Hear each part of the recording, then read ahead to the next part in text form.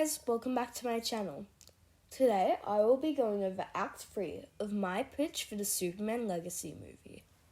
I would recommend watching my videos on Act 1 and Act 2 before this so you have a bit of a heads up about what's going on. But with that being said, let's get into the video. Act 3 opens in Metropolis. Brainiac's tentacles shoot down as well as large blasts shoot down. The citizens go crazy, running around frantically trying to get away from the chaos. At LexCorp, General Lane commands his soldiers to fight for the world. They all equip Lexosuits and fly off. General Lane asks Luthor what he's going to do, and Luthor says, "Fight." He equips his suit as well and tells General Lane to stay on comms. General Lane makes some comment about how technology is taking over the world. In Kandor, Superman fights Brainiac, crashing through the beautiful buildings. Brainiac is about to blast the graves of the fallen Kryptonians, but Krypto flies in and bites his leg. Kara comes with him and tries to do laser vision, but she hasn't fully learned how to use her powers yet. Brainiac throws her into a building. Superman and Kara tag team on Brainiac, with Kara figuring out how to use her freeze breath. Brainiac tells Superman that he belongs nowhere. All Kryptonians are gone except a girl and a dog, and he will never be human. All his ancestors and heritage has been destroyed, and now all his found family and life is being destroyed. He really is pathetic. Superman flies up at Brainiac and punches him. In Metropolis, Luthor and the army blasts against Brainiac's attacks. At LexCorp, Lex walks in with a cart covered by a sheet. Mercy is confused as she thought he was out fighting. He tries to come up with an excuse, but she isn't buying it. She hears people moving in the cart and tries to lift the sheet up, but then Lex attacks her. They engage in hand-to-hand combat, but then Lex phases through the wall, flies up and knocks her to the ground. It is not Lex at all. It is Jean. He transforms back into his alien form. Lois and Jimmy get out from the car and barge into Lex's lab. They walk through and see the evidence they need. Jimmy takes photos of documents, and Lois downloads a video from Lex's computer of Leslie Willis being shocked with electricity, Rudy Jones being infected by an alien parasite, Shia Bun McDougal being blasted with a sonic blast, and John Corbin being infused with kryptonite. They are about to leave when suddenly Sam comes in. Superman and Brainiac continue to fight, and Clark is blasted mentally with thoughts of Krypton and Smallville, both parents and the legacy he needs to live up to. He suddenly screams and shoots Brainiac with his laser eyes. Brainiac is blasted back, but is still alive.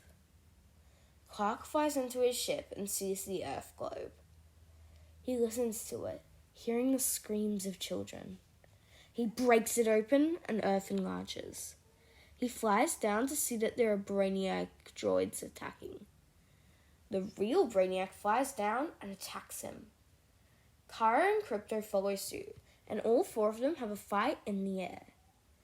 Lex's suit sees this as 4 alien invaders, so he blasts all of them with a sonic blast. They all fall down. Sam asks Lois what she is doing, and she says the right thing. She and Jimmy show him the proof of Lex's experiments, and he realizes he was wrong. Lois asks him if he knows how to power down the suits, and he does. At Argus, Amanda Waller watches all of the chaos in Metropolis and calls up Sam. She asks him what is happening, and he tells her Luthor is not a good man and he is shutting things down. She screams at him not to, but he hangs up. He tells the group that Luthor made a fail-safe, that the only thing that could power down the suits is his fingerprint. Jimmy asks how are they gonna get that, so Jean shoves his thumb in his face and transforms back into Lex. He presses down on a pad, and using the thumbprint, he decommissions all of the exosuits. Lois uploads all the evidence to the Daily Planet website. In a field in the outskirts of Metropolis, Courtney from earlier is live streaming as Kara wakes up right next to Brainiac and begins to get flashes of her mother, father, and friends dying because of Brainiac. She loses control with her laser vision and nearly kills him. Superman flies in and stops her from killing him. He tells her that no matter how much Brainiac has taken from them, killing him would only take something else away from them. Their heroism. They need to honor the legacy of Krypton, because that is their past. But together, if they try, they can make a better tomorrow. Kara takes a deep breath and flies away. Krypto flies in, jumps on Clark, and licks him. The happy moment is interrupted by the awakening of Brainiac. He tells Superman that he will never be able to choose between Krypton and Earth. Clark tells him that he doesn't have to. He may be the last son of Krypton, but that does not mean he is all Kryptonian. Just because he was raised in America doesn't mean he is all human. He will create his own legacy by doing good, the opposite of what Brainiac has done. Brainiac tells him that he is lost and shoots a blast at him. Superman simply moves out of the way and knocks Brainiac to the ground with a majestic punch. His eyes go red, and he tells Brainiac to surrender. Brainiac agrees and asks Clark what his punishment will be. Clark flies up to Brainiac's ship and takes an empty bottle. He flies back down and absorbs him into it. He now has to stay all alone, kept in a bottle like Kara did. He flies the bottle to the Fortress of Solitude, where he puts it in a vault. He activates Jor-El's hologram, and he tells him he has gotten justice for the destroyer of Krypton. Jor-El says he knew he would honor his legacy. Clark tells him that he will honor his heritage, but will also honor his upbringing. He is neither Kryptonian or human, and that's okay. Jor-El tells him that all he wants is for him to be happy, and Clark says he is and smiles. Clark suddenly hears Lois cheering and changes into some work clothes. He arrives at LexCorp, where Lois, Jimmy, Sam, and John are all hugging. Clark joins in and asks what has happened. Lois explains how they took down Lex, and Clark says he believed in her. The two share a passionate kiss. Sam watches funnily, which makes Clark feel awkward. He shakes his hand and introduces himself. He turns around to see a green alien, Jean. Jean tells him he is a big fan. Clark says he's a big fan of him since he helped Lois and asks what to call him. He says to call him the Martian Manhunter. Just as things are going well, Lex comes in. He holds up a blaster and tells all of them that he is unstoppable. He is too powerful and rich to be taken down. Lois says that he may be able to buy his way out of jail, but his reputation is ruined. He is lost. Officer Maggie Foyer drives and detains Lex, taking him away in a police car. Lex simply smirks as he is driven away.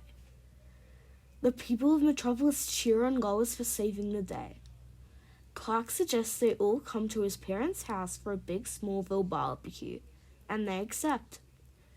In Smallville, Clark, Martha, Jonathan, Lois, Sam, Jimmy, and John are sitting at a dinner table talking about the crazy events that have happened. Jimmy tells the group that some teen named Courtney Whitmore, going by the channel named Stargirl, live streamed Superman's speech about a better tomorrow, and now everyone is on the Superman is a good guy train. Jonathan and Martha hold hands with Clark and smile.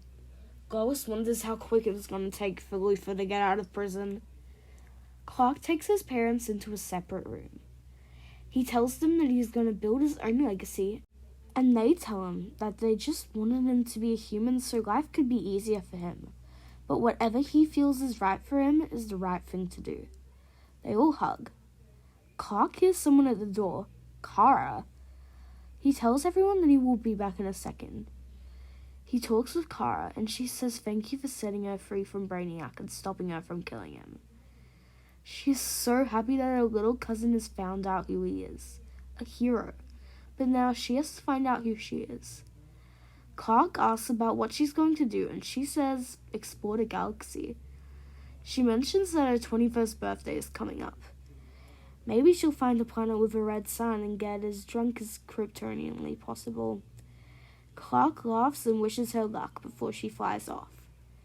He heads back inside and doesn't even sit down before there's another knock. He questions if it is Kara and then opens it. It is Diana, dressed in a full warrior outfit. She tells Clark that she is taking her own advice and making her own legacy. In America. Jimmy notes that she is a wonder. Music transitions the scene from the shocked faces of the dinner guests to Superman flying in the sky. A voiceover from Clark says that he's truly created his own identity. He is a symbol of heroism and a bridge between two worlds. He has created his own legacy of truth, justice, and a better tomorrow. It changes to the title card, reading Superman Legacy. Mid-credits scene. One of the soldiers who used Lex's suits to fight off Brainiac with the codename Grifter is on the phone. He tells the person he is on the phone with that Superman only wants to do things the morally right way. Maybe they should get some friends together and do things the smart way. Post-credits scene. In Gotham City, Batman chases after a masked criminal. The criminal jumps off a roof and gets away. Batman stops in his tracks. We get a clear look at what Batman looks like as he looks at a symbol. The symbol of the League of Assassins. And that concludes the third act of Superman Legacy. In this act, I wrapped stories up with Brainiac and Lex Luthor, but it still teases Lex is still out there somewhere and will come back in a sequel. It also sets up movies like Supergirl Woman of Tomorrow, The Authority with the mid-credit scene, and Batman the Brave and the Bold with the post-credit scene. It begins Wonder Woman's journey into a hero, and it makes Superman realize what his morals are. Coming up with his iconic catchphrase, truth, justice, and instead of the American way, a better tomorrow. All of this ties into what this movie is really about, legacy, based off the title. With all that being said, that's the end of my series on my Superman Legacy pitch.